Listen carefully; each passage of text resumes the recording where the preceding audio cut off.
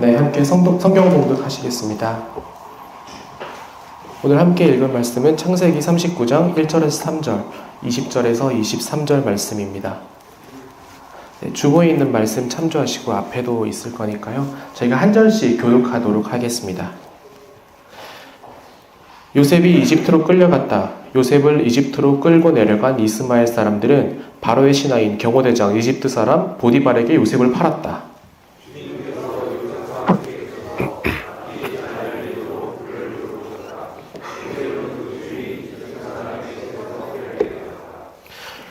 그 주인은 주님께서 요셉과 함께 계시며 요셉이 하는 일마다 잘 되도록 주님께서 돌보신다는 것을 알았다.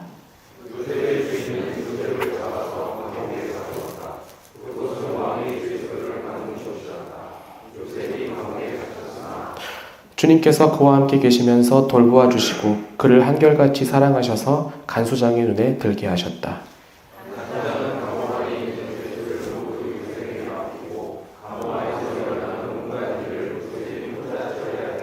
네, 함께 읽겠습니다. 간수장은 요셉에게 모든 일을 맡기고 아무것도 간섭하지 않았다. 그렇게 된 것은 주님께서 요셉과 함께 계시기 때문이며 주님께서 요셉을 돌보셔서 그가 하는 일은 무엇이나 다 잘되게 해주셨기 때문이다. 아멘. 방금 전에 은혜로운 사랑하셔서 오시었네라는 찬양을 해주셔서 너무 감사하고 너무 큰 은혜를 받았습니다. 또 고난주간이라고 저희가 하기도 하죠. 이 고난주간에 예수님의 사랑을 많이 묵상하게 되는 것 같아요. 찬양을 들으면서 말씀이 하나가 생각이 났는데 요한복음 13장 1절 말씀 제가 읽어드리겠습니다. 6월절 전에 예수께서 자기가 세상을 떠나 아버지께로 돌아가실 때가 이른 줄 아시고 세상에 있는 자기 사람들을 사랑하시되 끝까지 사랑하십니다. 라는 말씀입니다. 제가 이 말씀을 항상 묵상하면서 예수님께서 본인이 돌아가실 때를 아셨을 때 사람이 자기가 죽을 때를 안다라고 하면 마지막으로 무엇을 할까? 내일 내가 죽는다고 하면 제가 무엇을 할까? 생각을 해봤을 때 예수님께서는 끝까지 자기 사람들을 사랑하셨다라는 말씀이 떠올랐어요. 그래서 예수님이 정말 사랑이 많으신 분이구나. 이 고난주간에 예수님께서 우리를 위하여서 이렇게 사랑하시고 끝까지 십자가를 지시기까지 가셨구나. 제가 묵상하면서 또 오늘 찬양하면서 많이 생각을 하게 됐던 것 같아요. 제가 지난번 그 말씀 전했을 때 여러분들에게 그렇게 말씀드렸습니다. 하나님께서 우리를 자신의 형상으로 만드셨다. 그리고 하나님께서 여러분을 사랑하십니다. 라고 말씀드렸습니다. 그 말씀처럼 예수님께서 끝까지 사랑하신 그 사랑의 은혜가 가득한 고난주간이 되시기를 기도합니다. 시작하도록 하겠는데요. 약간 좀 울리는 것 같은데. 근데 괜찮으시죠? 네. 지금이 고난주간이기도 하지만 약간 좀 분위기가 다를 수도 있겠는데 저는 이제 여기 목사님들은 이게 드라마를 보시는 것을 많이 좋아하시는 것 같은데 저는 각본 없는 드라마를 보는 걸 좋아합니다. 각본 없는 드라마는 뭐 스포츠겠죠. 저는 스포츠 보는 것을 되게 좋아하고요. 농구, 축구, 배구, 무슨 구자 들어가는 거 좋아하고, e스포츠도 좋아하고, 그냥 그런 걸 좋아해요. 뭔가 승부의 어떤 그런 시간 가운데에서 이 사람들이 어떻게 행동하고, 어떻게 활동하는가라는 것들. 그리고 제가 서포팅하는 그런 팀들이, 서포팅 하시는 분들은 아시겠지만, 그 선수나 그 팀의 역사들이 있을 겁니다. 그것들을 보면서 저도 그 역사들의 하나가 되어가는 것들을 보면서 그 선수들이 이룩하거나 팀이 이룩하는 것들을 보면서 많이 기뻐하기도 하고 때로는 깊은 절망 가운데 들어가기도 하고 네, 우리 팀이 잘 되면은 계속 보다가 안 되면은 그냥 끄고 그냥 안 보고 있다가 그거 왜 보냐 그러다고 하다가 그러기도 하긴 하는데요. 지금 딱 이 시즌에는 가장 재밌는 스포츠가 뭐냐라고 하면은 물론 다 재밌겠지만 가장 뜨거운 시즌이라고 하면 이제 유럽 축구 챔피언스 리그 오늘 새벽에도 있었고요. 그 다음에 이제 미국 프로농구가 아닐까 합니다. 미국 프로농구도 이제 좀 있으면 플레이오프라는 거에 들어가거든요. 플레이오프라고 하는 거는 이제 잘한 팀, 몇 팀을 뽑아갖고 그 팀끼리 이제 싸우는 거예요. 그 팀끼리 경쟁을 하면서 최종 우승팀을 고르는 건데요. 오늘은 이제 그 미국 프로농구 NBA 선수들 조금 먼저 얘기하면서 시작하려고 하는데요. 이분은 다 아실 겁니다. 농구를 웬만큼 모르시는 분들도 웬만하면 아실 거예요. 마이클 조던이라고 하는 분이죠. 마이클 조던이 아주 그냥 전 세계 농구인 중에 우리가 뭐 고트라고 하는 세계 최고의 역사상 최고의 선수가 누구냐 하면은 거의 이견이 없이 이 사람이 나옵니다. 엄청난 플레이어였습니다. 그냥 6번 우승을 했고요. 그 당시에 농구를 잘했을 뿐만 아니라 전 세계인의 스포츠로 발돋움하게 한 최고의 슈퍼스타였습니다. 그리고 이분은 이제 르브론이라고 하죠. 르브론 제임스라고 하는데 조던 이후에 지금 현재 살아있는 전설입니다. 지금이 나이가 저보다 한 84년생이에요.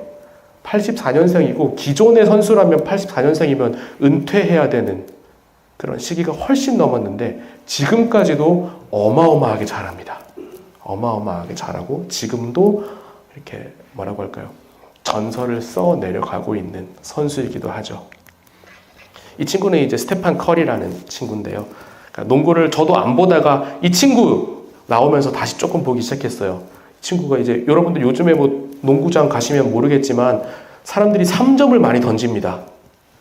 그 전에 농구는 뭔가 이렇게 키 큰 사람들이 이렇게 확률 높은 2점 슛을 많이 던지는 게 대세였는데 이 친구가 나온 다음부터 사람들이 3점을 던지고 있어요. 엄청나게 그 농구의 시스템을 새롭게 바꿔버린 혁신가라고도 볼 수 있고요. 지금도 역시 살아있는 전설로서 있습니다. 이 보여드린 세 선수들은 엄청난 슈퍼스타고 어마어마하죠. 전 세계적인 인지도도 엄청나고 돈도 엄청 많이 벌고 그런 또 이 이분들은 처음부터 이렇게 유망주이기도 했고 아까 그 르브론 같은 경우에는 그 당시에도 최고의 유망주였습니다. 그리고 커리 같은 경우에는 이분은 아버님이 농구 선수기도 하고 동생도 농구 선수기도 합니다. 농수저를 이렇게 물고 태어났다라고도 볼 수 있겠죠. 이런 분입니다. 그런데 반면에 오늘 제가 소개시켜드리고 싶은 선수는 이 선수입니다. 잘 모르실 거예요. 농구에 관심 있으신 분은 아실 수도 있는데요. 잘 모르실 겁니다. 지미 버틀러라는 친구예요. 지미 버틀러라는 선수고요. 지금도 뛰고 있습니다. 이 선수는 그렇게 유명하진 않아요. 그렇게 유명하진 않은데 이 선수의 특징은 엄청 성실합니다. 이 친구가 루틴이 아침 새벽 3시에 일어나는 거라고 해요. 새벽 3시에 일어나서 2시간 동안 웨이트 트레이닝을 매일 한다고 합니다. 그리고 오전 내내 슈팅과 드리블 이런 테크닉 연습을 한다고 해요. 하루도 빼놓지 않고. 이렇게 성실함으로 지금까지 살아남은 친구입니다. 그렇게 신체적 재능이 워낙 여기는 괴물들이 많기 때문에 신체적 재능이 그렇게 뛰어난 선수도 아니었고 입단할 때 그렇게 유망주도 아니었습니다. 그런데 이 친구가 어떻게 지금까지 살아남을 수 있었는가? 이 성실함. 그리고 이 버틀러는 또 하나의 특징이 있다가 너무 승부욕이 강해요. 엄청나게 승부욕이 강하고 이기고자 하는 마음. 때로는 그러니까 이 NBA에도 돈을 많이 받지만 설렁설렁 뛰는 친구들이 있습니다.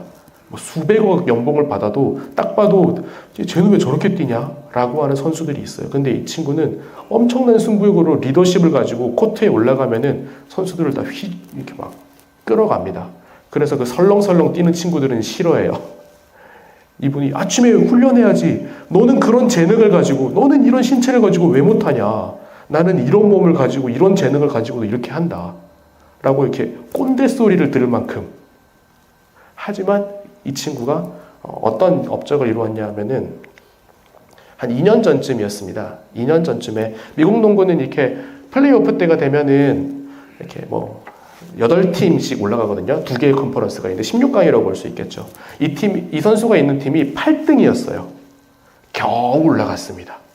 겨우 올라가서 그 지구의 1등 팀이랑 붙었습니다. 우리나라로 치면 월드컵에서 그냥 아르헨티나랑 16강에서 만난 거랑 똑같다고 생각하면 돼요. 저희 지난번 월드컵에서 브라질 만나서 아주 시원하게 내려왔잖아요. 그런 것처럼 이 친구도 8등으로 올라가서 1등 팀을 만났습니다. 그런데 이겼어요. 그 다음에 5등 팀을 만났습니다. 또 이겼어요. 2등 팀을 만났습니다. 또 이겼어요. 그래서 난리가 났습니다. NBA 역사상 이 8등 팀이 결승까지 올라간 게 2번밖에 없거든요. 2번 중에 1번이 이 팀이었습니다. 전혀 기대받지 못했고요. 이 팀의 모든 선수들이 한 명도 기대받는 선수가 없었습니다. 신인 때부터 다 막 그 신인 픽들이 굉장히 낮았다고 하는, 굉장히 기대받지 않는 선수들이 모인 팀이었는데 이 버틀레의 리더십으로 결승까지 올라갔어요. 결승에서는 아쉽게 졌습니다. 아쉽게 졌지만 이들의 어떤 그런 미라클런, 그렇죠. 마이애미 8번 시드의 기적을 이룬 버틀러라고, 그렇죠. 1등 팀을 이기고 2등 팀을 이기고 5등 팀을 이기고 결승까지 갔으니까요. 이것 자체가 저를 보면서 와, 대단하다. 이때 제가 경기를 좀 챙겨봤었거든요. 이 친구의 열정, 그 이기고자 하는 마음, 야, 한 사람의 어떤 리더십이 이렇게 어떻게 팀을 바꿀 수 있는가라는 것들을 보면서 참 많은 감동을 얻었던 것 같아요. 결승에서는 져서 좀 아쉬우긴 했지만요. 근데 이 친구가 저는 어떻게 이렇게 될 수 있었을까? 그래서 이 친구를 좀 찾아봤는데 재밌는 일이 있었어요. 이 친구의 출생이 굉장히 뭐라고 할까요? 10대 때 홈리스였습니다. 이 친구는. 집에서 쫓겨났어요. 한번 영상을 보시고 이 친구가 어떤 유년 시절을 보냈는지 한번 보시면 좋겠습니다. 그렇죠. 이 친구가 어렸을 때 아버지는 집 나가버리고 어머니는 네 얼굴 보기 싫다 나가 라고 해서 쫓겨나서 친구네 집을 전전하면서 살았던, 그 친구네 집도 자녀가 7명이 있어서 부모님이 참 대단한 것 같아요. 7명이 있는데 한 명, 뭐 7명이나 8명이나 숟가락 하나만 더 놓으면 되나요? 근데 그 사랑을 받고 자라서 조금 대학교에 워낙 프로 들어가기 너무 어렵잖아요. 자기가 프로에 뽑힐 거라 생각도 안 하고 집에서 그냥 텔레비 보고 있다가 내가 뽑혔네 했던 그 친구가 오직 자기의 그런 근성과 열정, 그 노력으로 지금 슈퍼스타의 자리에 올라가게 된 것들을 보면서 참 많은 영감을 얻게 되었던 것 같습니다. 이 친구가 자신의 어린 시절을 불우하다라고 생각하고 나는 망했다 라고 생각했다면 이렇게 될 수 있었을까요? 아니겠죠. 자기의 어려웠던 시절들, 그 시절을 극복해내고 이겨낸, 저는 그 정신력이 지금 이 친구가 뭐 꼰대라는 소리를 듣는다 하더라도 엄청난 승부욕과 그 팀원들에게 영감을 불러일으키면서 계속 톱플레이어로 남아있을 수 있는 비결로 이 친구가 스스로 만든 게 아닐까라는 생각이 듭니다. 그러면서 고난이 누구에게나 있을 수 있지만 어떤 사람들은 그 고난의 시간을 연단으로 바꾸는구나. 그것들에 좌절하거나 고난에 핑계대지 않고 연단으로 바꾸는구나 라는 것을 보면서 참 감동을 느꼈어요. 스티브 잡스 여러분들 다 아시죠? 저도 이제 이거 쓰고 있고 많은 분들이 알고 있는, 모를 수가 없는 사람입니다. 이 스티브 잡스도 연단의 시간이 있었습니다. 다들 아시겠지만 자기가 맥킨토시를 세웠어요. 그런데 자기가 세운 회사에서 쫓겨납니다. 잡스는. 그리고 그때 일들을 잡스가 저기 스탠포드 대학에서 연설했을 때 잠시 이야기를 합니다. 같이 보시죠. 그렇죠. 이 잡스 같은 경우도 이렇게 저도 잡스에 대해서 잘 몰랐는데 어쩌다가 들었어요, 이 얘기를. 이 사람은 항상 성공 가도를 저는 이제 잡스를 아이폰 때 알았으니까 항상 성공 가도를 걸은 사람인가라고 생각했는데 보면서 이분도 회사에서 쫓겨난 적이 있구나. 그전에는 그렇게 독선적이고 남의 말을 안 들어서 그래서 쫓겨났다고 합니다. 그런데 이 고난의 시기에 많이 바뀌었다고 해요. 다른 사람들의 이야기도 많이 듣고 경청하게 되고 그러면서 이분이 다시 재기해서 다시 회사에 들어오고 저희가 모두 아는 그런 엄청난 위협들을 이루었죠. 그렇게 모든 사람들은 다 고난의 순간이 있는 것 같습니다. 모든 사람들은 고난의 순간이 있는데 그 고난의 순간을 어떻게 각자가 다루느냐. 그 고난의 순간은 참 어렵죠. 참 어렵습니다. 이 고난이 왜 오는가? 성경에서 고난이 왜 오는가라는 설명이 나와 있기도 하지만 나와 있지 않기도 합니다. 많은 학자들이 그렇게 얘기합니다. 성경에서는 고난이 어디서 오고 왜 오는가에 대해서 집중하기보다는 그 고난 가운데에서 어떻게 하는가? 고난 가운데에서 성경의 인물들이니까 하나님을 찾고 하나님 도와주십시오 라고 이야기하는 본문이 훨씬 많다라는 거죠. 저희에게도 마찬가지일 것 같습니다. 고난이 왔을 때 고난의 원인은 무엇인가? 그 고난을 이렇게 묵상하는 것들도 필요합니다. 하지만 너무 깊이 그곳에 묵상하기보다는 그러면 이 가운데 나는 어떻게 할 수 있을까? 이 가운데 나는 어떻게 배워갈 수 있고 난 뭐가 바뀌어야 될까? 어떻게 믿으시는 분이라면은 하나님의 도우심을 어떻게 우리가 구할 수 있을까? 라고 우리가 행동하는 것들이 이 고난 가운데 우리가 어떻게 하는지 성장할 수 있는, 고난을 극복할 수 있는 길이 아닐까 합니다. 그러면서 시간이 지났을 때 그 고난의 순간이 나한테는 연단이었고 그 고난이 있어서 내가 더 성장할 수 있었고 그 고난이 있어서 더 감사하다라고 말씀할 수 있는 게 아닌가 그렇게 생각합니다. 아까 말씀 읽으셨던 그 요셉의 이야기를 잠시 나눠드리도록 하겠습니다. 요셉이라는 친구가 있었어요. 성경에 요셉이라는 분이 있었는데 이분은 이제 야곱이라는 사람의 늦둥이로 태어났습니다. 그러니까 11번째 아들이라고 하죠. 늦둥이로 태어났어요. 여기도 보시면은 뭔가 여기 조그만 친구가 요셉인데 옷이 좀 다르죠? 늦둥이로 태어나서 아버지가 얼마나 귀여웠으면 막 그런 알록달록한 채색 옷을 입혔다고 해요. 채색 옷을 입히고 너무너무 사랑하니까 형들이 요셉을 시샘하고 미워했습니다. 근데 요셉이 또 그렇게 행동을 한 것 같아요. 성경에 보면은 요셉이 형들의 잘못을 이야기했다라고 하거든요. 형들이 이렇겠죠. 형들이 양치고 있으면 아버지한테 가갖고 아버지 저 형 양 잘 못 치던데요. 저 형 양 잃어버리던데요. 그런 얘기를 막 하고 다녔겠죠. 그럴 수 있잖아요. 그러니까 이제 형들이 막 화가 났습니다. 시샘했어요. 그런데다가 이 요셉이 이제 꿈을 꾸는데 꿈꾼 이야기를 합니다. 꿈을 꿨는데 어쩌겠어요. 근데 이야기를 합니다. 어떤 이야기죠? 곡식단이 11개가 있는데 그 곡식단이 저한테 절을 하더라고요.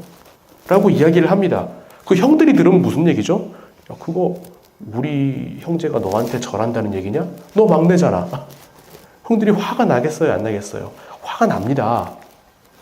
또 이런 꿈을 꾼 얘기를 하죠. 해와 달과 별들이 저한테 절을 하던데요. 그러니까 이제 해는 아버지고 달은 어머니고 별은 형들이겠죠. 그러니까 이제 아버지까지 야, 너 왜 그러냐. 형들은 막 화가 납니다. 그냥 자기만 알고 있으면 되는데 요새 그런 친구들 있잖아요. 똘똘하고 그냥 말 다 하는 친구들 귀여운데 이렇게 꿈을 꿨는데요. 이렇게 했더라고요. 하니까 이제 막 집안이 난리가 나고 막 형들은 저 요새 가만 안 두겠어. 좀 그런 상상이 되시겠죠. 그런 가운데 이제 그렇죠. 형들은 점점 더 요셉을 시기하게 됩니다. 어느 날은 이제 형들이 좀 멀리 떨어진 곳에서 양을 치고 있는데 아버지가 요셉을 보내게 됩니다. 그런데 형들이 양을 치다 요셉이 오는 걸 보고 형들이 얼마나 화가 났으면 요셉을 죽이자고 논의했습니다. 지금도 좀 끔찍하네요. 어떻게 동생이 오는데 죽이자고 논의를 할 수 있죠? 그만큼 얼마나 형들이 화가 났을까 하는 생각이 들기도 하네요. 그러다가 형들이 이제 서로 막 얘기하다가 죽이는 것까지는 좀 그렇고 그냥 웅덩이에 던져버리자 라고 해서 물 없는 웅덩이에 던져버려요. 옷을 벗기고. 그리고 그때 상인들이 마침 지나가고 있었는데 형들이 요셉을 그냥 그 상인들한테 팔아버립니다. 형들도 뒷감당이 안 됐겠죠. 죽이다고 했다가 나중에 웅덩이에 넣었다가 요셉이 가만히 있겠습니까? 집에 가서 얘기하면 난리가 나겠죠. 그러니까 형들도 어떡하지 하다가 그냥 팔아버려. 그리고 팔아버리고 그 옷에다가 이제 피 묻혀갖고 아버지한테는 죽었습니다. 요셉이. 그러는 거죠. 요셉이 그래서 팔려갔어요. 요셉은 이집트까지 갑니다. 요셉은 이집트까지 가서 이 보디발이라고 하는 호위 대장에게 팔려가게 됩니다. 그런데 성경은 이렇게 얘기합니다. 여호와께서 요셉과 함께 계셔서 그는 늘 잘되는 사람이 되었다. 주인이 보니 여호와께서 요셉과 함께 하셨다. 그래서 그가 하는 일은 무엇이든 그의 손에서 잘되게 해주셨다. 요셉은 주인의 눈에 들었고 주인을 잘 섬겼다. 주인은 그에게 자신의 집을 돌보게 했고 자신에게 있는 것을 다 그의 손에 맡겼다라고 합니다. 이 고난의 순간에 사랑받는 막내 아들에서 졸지에 이집트에 가서 노예가 되어버린 그런 소년 요셉. 여기 말씀에서 이제 그가 하는 일은 그의 손에서 잘되게 해주셨다라고 하죠. 이것은 이제 좀 성공했다라는 단어로 보시면 될 것 같아요. 뭘 성공했죠? 뭐가 잘 됐죠? 요셉이 이집트에 가서 뭘 할 수 있었을까요? 처음에 갔을 때. 그렇게 생각해 봅니다. 요셉이 이집트에 처음 갔을 때 조그만한 노예가 왔으니까 이 노예한테 처음부터 막 아무 뭘 시키진 않았겠죠. 처음에 왔으면 야 여기서 마당 쓸어. 그럼 마당 쓸었을 거고 저기 가서 집 날라 물 떠와 그랬을 겁니다. 왜냐하면 아무것도 언어는 통했을지 모르겠어요. 심지어 언어가 안 통했을 수도 있습니다. 그런데 그런 요셉에게 요셉은 어떻게 행동했는가? 어떻게 그의 손에서 잘 되었는가? 저는 요셉이 하나님의 인도하심과 더불어서 정말 작은 일을 열심히 했을 거라고 생각해요. 요셉이 마당을 쓸면 야 너무 깨끗해. 요셉이 하나 정리를 하면 막 방 청소를 했는데 막 광이 나. 그러니까 사람들이 보면서 얘는 좀 다른데? 다른 친구들은 이렇게 오면은 어떻게든 도망가려고 하고 막 대충대충 하려고 하기도 하는데 이 친구는 뭐야? 이 친구는 왔는데 왜 이렇게 일을 잘하는 거야? 라고 하면서 조금씩 더 중요한 일을 맡겼겠죠. 그런데 잘 해내는 거예요. 잘 해내니까 사람들이 인정을 하게 되고 결국에는 주인이 자신의 집에 있는 걸 다 맡기는 데까지 가게 되었다는 거죠. 이 성경에는 짧게 나와 있지만 이렇게 되기까지 요셉이 얼마나 열심히 살았을까? 얼마나 작은 일에 충성했을까라는 상상을 해보게 됩니다. 그러면서 그런 생각이 들었어요. 요셉이 이 고난 가운데 요셉은 어떻게 했는가? 자기한테 맡겨진 아무리 작은 일이라도 최선을 다했구나. 아무리 작은 일이라도 최선을 다하고 정말 하나님께 하듯 열심히 하고 그랬기 때문에 그것들이 하나님의 도우심과 더불어서 성공하게 되고 그 성공의 기억들로 자꾸 성공하게 되고 사람들에게 인정받게 되고 그래서 그 자리까지 올라간 것은 아닌가. 고난의 순간에 요셉은 자기에게 맡겨진 자기가 아무것도 할 수 없다고 생각했을지 몰라도 맡겨진 아무리 작은 것이라도 해냈구나. 열심히 했구나 라는 생각이 들었습니다. 그런데 요셉에게 또 다른 시련이 옵니다. 요셉이 좀 멋졌나 봐요. 그러니까 주인의 아내가 요셉을 좀 유혹하게 됩니다.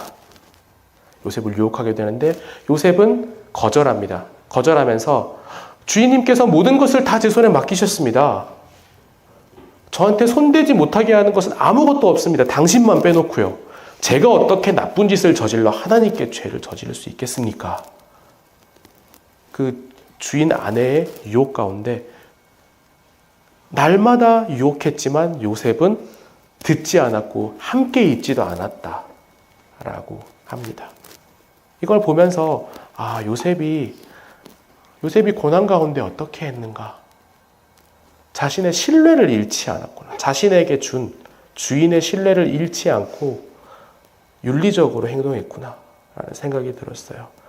고난 가운데 쉽지 않은 가운데에서 조금의 이익을 위해서 아니면 조금의 즐거움을 위해서 이렇게 길을 벗어날 수 있는 그런 유혹들. 조금만 뭔가를 어기고 하면은 좀 더 할 수 있지 않을까? 라는 생각이 들 수 있을 것 같습니다. 아니면 조금 성공했을 때 이런 유혹들이 올 수 있겠죠. 하지만 요셉은 자기에게 온 주인의 절대적인 신뢰 그리고 하나님에 대한 믿음 때문에 그 선을 넘지 않은 거죠. 자기가 손해볼지라도 자기에게 어떤 해가 올지라도 나는 그것을 하지 않겠다라고 결정을 했습니다. 그래서 어떻게 되었나요? 요셉은 어느 날 또 아내가 요셉을 붙잡고 유혹했어요. 근데 요셉이 옷을 던져버리고 도망가 버립니다. 그러니까 이 아내가 소리를 칩니다. 와, 요셉이 나를 어떻게 하려고 했다. 그럼 뭐 옷이 증거처럼 남아 있으니까. 그렇기 때문에 이제 주인이 화가 납니다. 주인이 화가 나서 요셉을 감옥에 가둬 버리죠. 요셉 입장에서 얼마나 억울하겠어요. 어떻게 내가 여기까지 올라왔는데, 그리고 하나님의 주인의 신뢰와 하나님에 대한 믿음을 저버리지 않기 위해서 내가 어떻게 행동했는데, 요셉이 그렇게 감옥에 가두어졌고 임금님의 죄수들이 갇힌 곳에서 다시 지내게 되었습니다. 말씀은 또 이렇게 말씀합니다. 그러나 여호와께서 요셉과 함께 하시고 그에게 한결같은 사랑을 베푸셔서 요셉을 감옥지기의 눈에 들게 하셨다. 감옥지기는 감옥에 있는 모든 죄수를 요셉의 손에 맡겼다. 그래서 거기서 해오던 모든 일을 요셉이 담당했다라고 합니다. 감옥지기는 요셉의 손에 맡긴 일을 아예 살펴보지도 않았다라고 합니다. 여호와께서 요셉과 함께 하셨기 때문에 요셉은 하는 일마다 여호와께서 잘 되게 해주셨다. 저였으면은 이 정도 됐으면 그냥 포기했을 것 같습니다. 야, 내가 인생에서 아버지 집에서 지금 나와갖고 2억 마일리 먼 땅에 와서 어떻게 자수성가를 했는데 거기에서 또 한 번 모함을 당해서 또 감옥에 간다고? 이 감옥에서 내가 살아나올 수 있을까? 하나님 너무하신 거 아닙니까? 이 정도면 내 인생은 망한 거 아닙니까? 저 같으면은 그런 깊은 절망 가운데에서 인생을 포기하고 싶은 생각이 들었을 수도 있을 것 같아요. 그런데 요셉은 그러지 않았습니다. 요셉은 그러지 아니하였고 감옥에서조차 자신이 할 수 있는, 감옥에서 뭘 할 수 있었겠어요. 그런데 뭐 어떻게 했는지 모르겠지만 요셉은 감옥에서 감옥지기의 눈에도 들었다고 합니다. 이 사람이 어떤 가지고 있는 태도들, 그런 것들이 엄청나지 않았나 생각해요. 근데 그 태도들은 하루아침에 온 것은 아니었겠죠. 그 어려움 가운데에서 연단되고 해서 하루하루 꾸준하게 살았던 것들, 그것들이 사람들의 눈에 띌 수밖에 없었다고 생각합니다. 저희도 알고 있잖아요. 진짜 그렇게 사는 사람들은 눈에 띈다는 것들. 요셉은 그렇게 했습니다. 그리고 어느 날 그 왕의 감옥에 갇힌 술 맡은 관원과 빵 맡은 관원이 잘못을 해서 감옥에 들어왔는데 이들이 꿈을 꿉니다. 이들이 꿈을 꾸는데 요셉이 그 꿈을 해석해 주죠. 술 담당 관리는 다시 파라오에게 갈 것이고 빵 담당 관리는 죽을 거다. 그렇게 꿈을 해석해 줍니다. 이것을 보면서 이 요셉이 감옥에서도 끝까지 포기하지 않는 것들, 끝까지 포기하지 않는 요셉의 모습, 그리고 자신이 잘할 수 있는 것들, 포기했다면 요셉이 뭐 이렇게 누가 와서 자기 꿈 얘기해도 뭐 그런 꿈 뭐 저랑 무슨 상관입니까? 했겠죠. 하지만 요셉은 자신이 가지고 있는 재능을 썩이지 않았고요. 끝까지 할 수 있는 것을 찾았고 그 다음에 이 맡은 관원들이 왔을 때 자기의 재능을 가지고 사용했습니다. 고난 가운데에서 저도 이렇게 하면 좋겠다 생각했어요. 끝까지 포기하지 않고 내가 할 수 있는 일들을 찾고 나의 재능들을 아무리 작은 일이라도 사용하자. 그러면은 어떤 일이 벌어질 줄 모른다. 라는 거죠. 그리고 이 복권된 술 관원이 한 2년 지나서 파라오가 어떤 꿈을 꾸는데요. 그 꿈을 꾸는데 아무도 그 꿈을 해석하지 못하는데 이 술 맡은 관원이 파라오한테 얘기합니다. 제가 2년 전에 감옥에 있을 때 어떤 히브리인 청년이 있었는데 그 청년이 제 꿈을 해석해 줬습니다. 그래서 요셉이 파라오에게 불려가고 요셉이 파라오의 꿈을 풀어줍니다. 그리고 요셉은 이집트 전체의 총리가 됩니다. 이런 요셉의 스토리가 있습니다. 이것들을 보면서 그런 생각이 듭니다. 참 지금의 시기도 고난의 시기인 것 같기도 해요. 날씨도 봄인 것 같다가 벚꽃이 한참 폈다가 갑자기 너무 추웠잖아요. 저는 덕분에 감기가 걸렸습니다. 네. 약간 날씨도 춥고 그랬는데 친구 애기랑 열심히 놀아주다가 나중에 보니까 이 친구가 감기를 달고 있더라고요. 그래서 어떡하지 했는데 어김없이 저도 감기에 걸렸어요.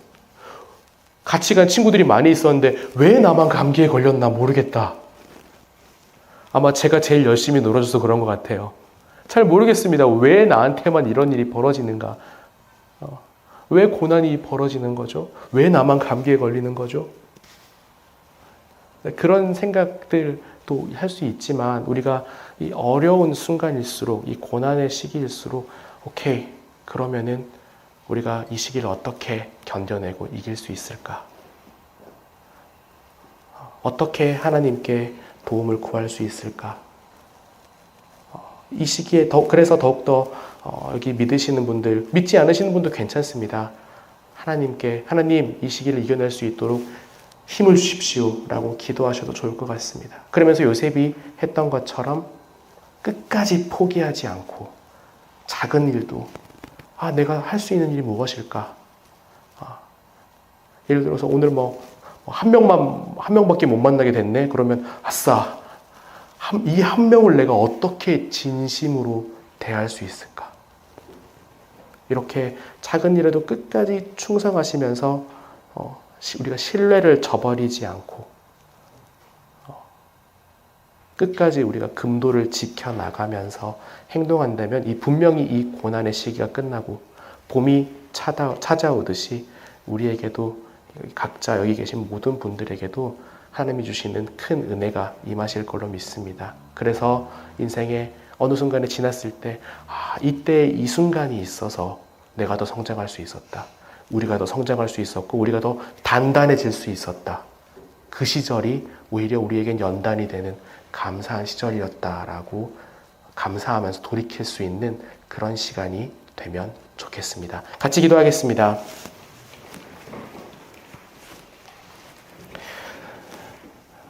하나님, 주님께서 우리를 사랑하셔서 예수님을 보내주셨고 그 예수님이 우리를 위해 고난받으신 주간에 우리 요셉을 통하여서 또한 고난의 의미에 대해서 들었습니다. 주님, 우리 인생에 왜 고난이 오는지 우리는 알지 못합니다. 하지만 우리는 그 고난에 쓰러지고 포기하는 것이 아니라 하나님을 믿음으로 끝까지 버티고 포기하지 않고 작은 일이라도 우리가 할 수 있는 것을 찾으며 나쁜 일을 우리를 유혹하는 죄에 빠지지 않을 수 있게 주님 도와주십시오. 그리하여서 이 고난의 시간이 나중에 언젠가는 이 시간이 너무 감사한 연단의 시간이었다라고 기쁨으로 돌이킬 수 있는, 실제로 우리가 더 단단해지고 성장할 수 있는 그런 시간이 되기를 원합니다. 예수님의 이름으로 기도드립니다. 아멘.